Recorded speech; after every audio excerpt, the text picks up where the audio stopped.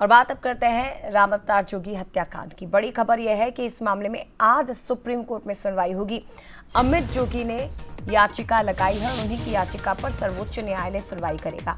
High court के फैसले के खिलाफ अपील दाखिल की। हाईकोर्ट ने दरअसल आजीवन कारावास यानी कि उम्र कैद की सजा अमित जोगी को सुनाई है। 3 हफ्ते के अंदर उन्हें सरेंडर करने का भी समय दिया गया, लेकिन इसी फैसले के खिलाफ अमित जोगी पहुंच गए हैं सुप्रीम कोर्ट और सुप्रीम कोर्ट में आज सुनवाई की जाएगी।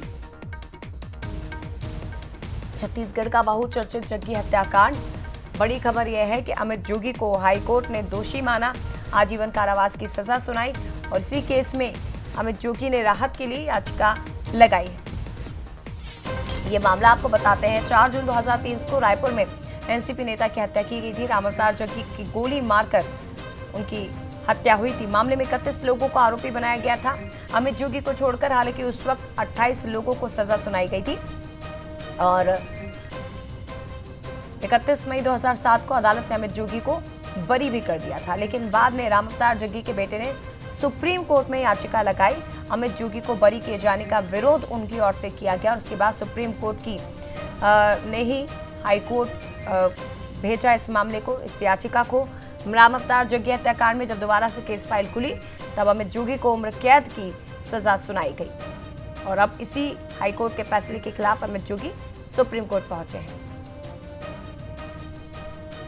तो राम अवतार जग्गी हत्याकांड में 23 साल बाद जो फैसला आया, उस फैसले के खिलाफ अमित जोगी खुद को कहते रहे कि मेरे साथ अन्याय हुआ है, कोर्ट ने मुझे सुना भी नहीं और मेरे खिलाफ सजा सुना दी गई। तो आज सर्वोच्च न्यायालय पर सबकी नजर टिकी क्योंकि बहुत महत्वपूर्ण सुनवाई होने वाली है। रायपुर से दामिनी बंजारे हमारे साथ सीधे जुड़ गई हैं। और दामिनी, बहुत महत्वपूर्ण सुनवाई और अमित जोगी उम्मीद कर रहे हैं कि शायद सर्वोच्च न्यायालय से उन्हें राहत मिल सकेगी। दूसरी तरफ जो बेटे हैं जग्गी हत्याकांड में जो पूरे शामिल थे, राम अवतार जग्गी के जो बेटे हैं, उन्हें उम्मीद है कि जो फैसला हाई कोर्ट की ओर से आया है वही फैसला सर्वोच्च न्यायालय की ओर से मिलेगा, यानी कि उन्हें न्याय मिलेगा। दोनों ही तरफ न्याय की उम्मीदें हैं। देखिए, आपको बता दें कि जिस प्रकार से हमने देखा था कि जग्गी हत्याकांड में न्याय मिलने में लगभग 25 वर्ष जो है वो बीतने को थे और ऐसे में इस तरीके से जो है एक तरह से न्याय नहीं मिलने की गुहार लगातार जो जग्गी के जो उनके बेटे थे वो लगातार लगाते नजर आए थे, जिसके बाद 31 गवाहों में से मुख्य आरोपी 2 लोगों को गवाह बनाया गया था, 28 लोगों को दोषी करार किया गया था, जिसमें से जो है मुख्य आरोपी जो थे अमित जोगी, उनकी गिरफ्तारी जो है वो नहीं हुई थी, जिसके बाद लगातार इसे लेकर सियासत जो है छत्तीसगढ़ की राजनीति में भी देखने को मिला था।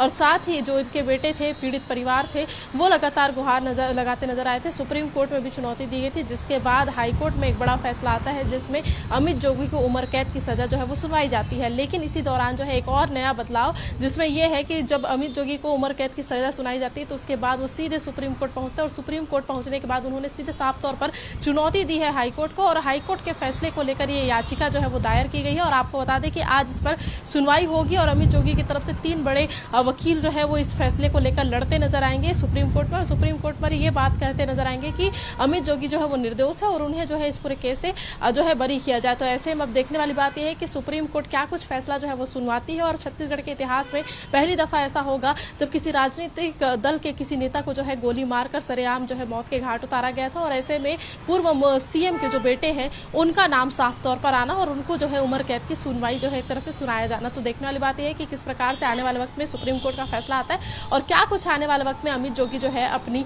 जिंदगी को बचाने के लिए एक तरह से सुप्रीम कोर्ट में और भी अन्य याचिका जो है वो दायर करते नजर आते हैं। गेंद जो है वो सुप्रीम कोर्ट के पाले में है।